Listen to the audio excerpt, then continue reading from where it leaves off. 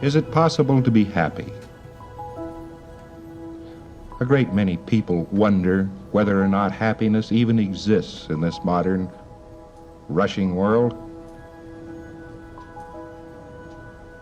Very often, an individual can have $1 million, he can have everything his heart apparently desires, and is still unhappy. We take the case of somebody who has worked all his life. He's worked hard. He's raised a big family. He's looked forward to that time of his life when he at last could retire and be happy and be cheerful, have lots of time to do all the things he wanted to do. And then we see him after he's retired, and is he happy? No. He's sitting there thinking about the good old days when he was working hard. Our main problem in life is happiness. The world today may or may not be designed to be a happy world. It may or may not be possible for you to be happy in this world. And yet, nearly all of us have the goal of being happy and cheerful about existence. And then very often we look around at the world around us and say, well, nobody could be happy in this place. We look at the dirty dishes in the sink, and the car needing a coat of paint, and the fact that we need a new gas heater, we need a new coat, we need new shoes, or we just like to have better shoes, and say, well, how could anybody possibly be happy when actually he can't have everything he wants? He's unable to do all the things he'd like to do, and therefore this environment doesn't permit a person to be as happy as he could be. Well, I'll tell you a funny thing, a lot of philosophers have said this many, many times, but the truth of the matter is that all the happiness you'll ever find lies in you. You remember when you were maybe 5 years old and you went out in the morning and you looked at the day, and it was a very, very beautiful day. You looked at flowers and they were very beautiful flowers. 25 years later, you get up in the morning, you take a look at the flowers, they're wilted. The day isn't a happy day. Well, what's changed? You know, they are the same flowers. It's the same world. Something must have changed. Well, probably it was you.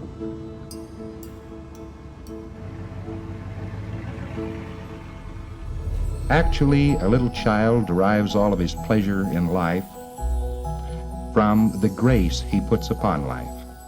He waves a magic hand and turns all manner of interesting things into being out in the society. Where does he do this? He goes down and he looks at the cop. Here's this big, strong brute of a man riding this iron steed up and down. Boy, he'd like to be a cop.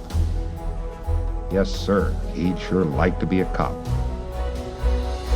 25 years later, he looks at that cop riding up and down, checking his speedometer, and says, doggone these cops. Well, what's changed here? Has the cop changed? No, just the attitude toward the cop. One's attitude toward life makes every possible difference in one's living. You know, you don't have to study 1,000 ancient books to discover that fact, but sometimes it needs to be pointed out again, that life doesn't change so much as you.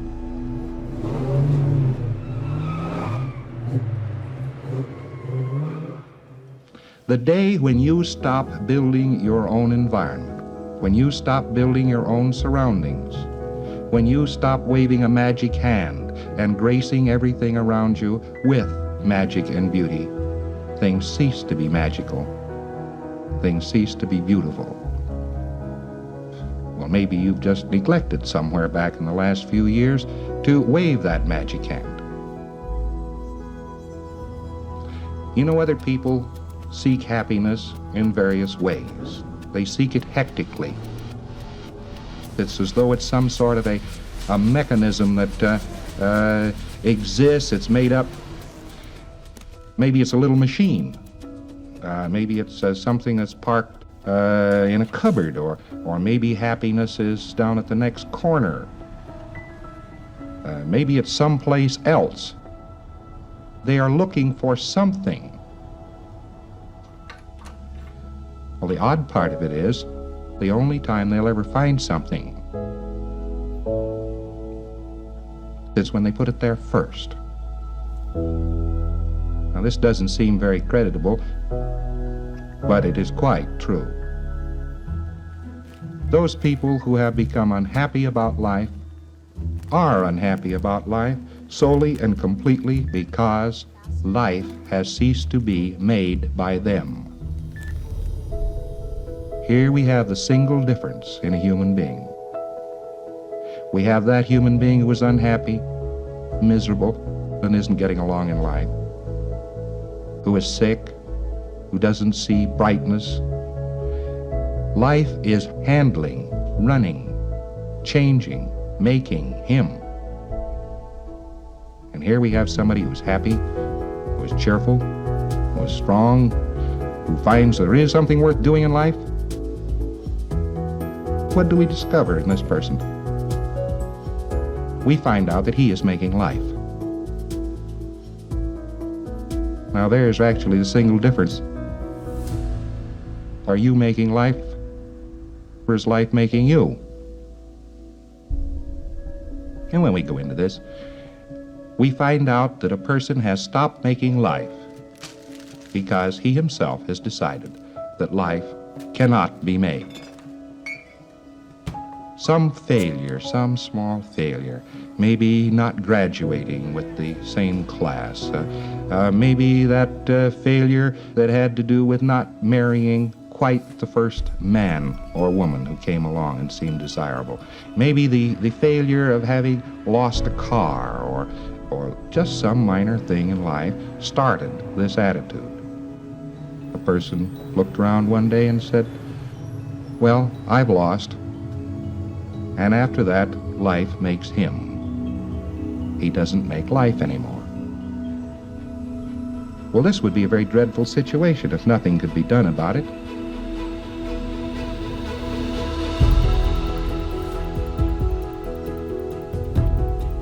But the fact of the matter is, it's the easiest problem of all the problems man faces. Changing himself and changing the attitudes of those around him. It's very, very easy to change somebody else's attitude.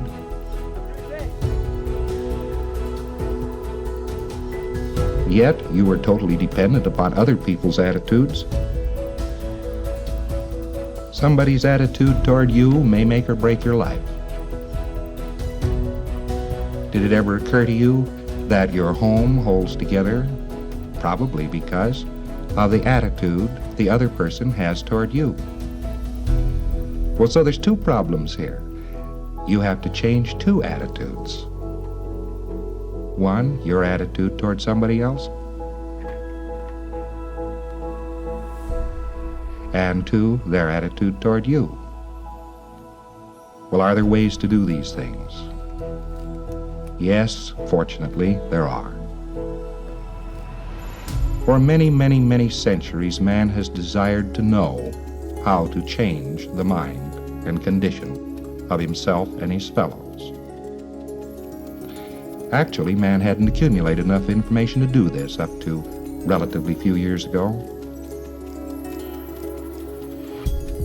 But we're living in a very fast-paced world. We're living in a world where magic is liable to occur at any time, and has. Man now understands a great many things about the universe he lives in which he never understood before. And amongst the things which he now understands is the human mind. The human mind is not an unsolved problem. 19th century psychology did not solve the problem. That doesn't mean that it hasn't been solved.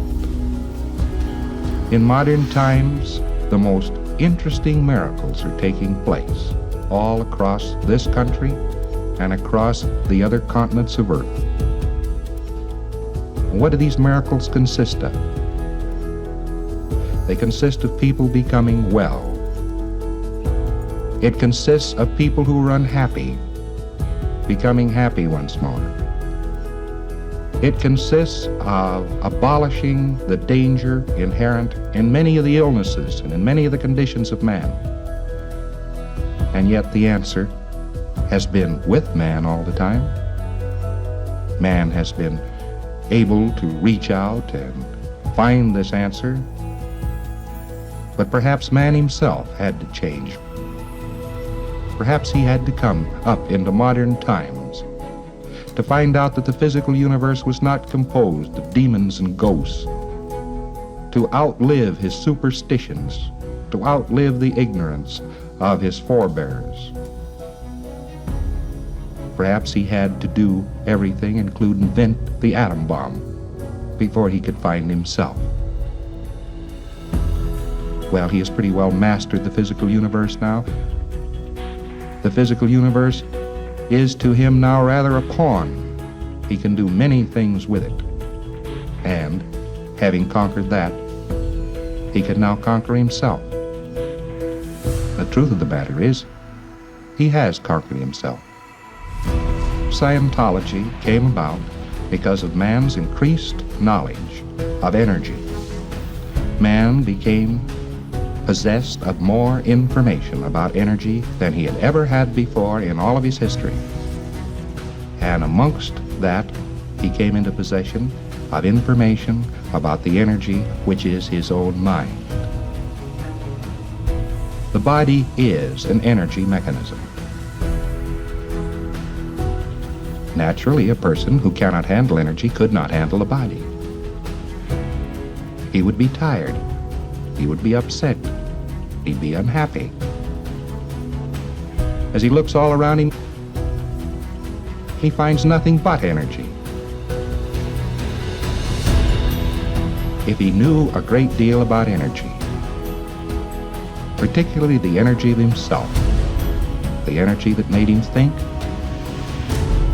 the energy that was himself, and the space which surrounded him, he, of course, would know himself.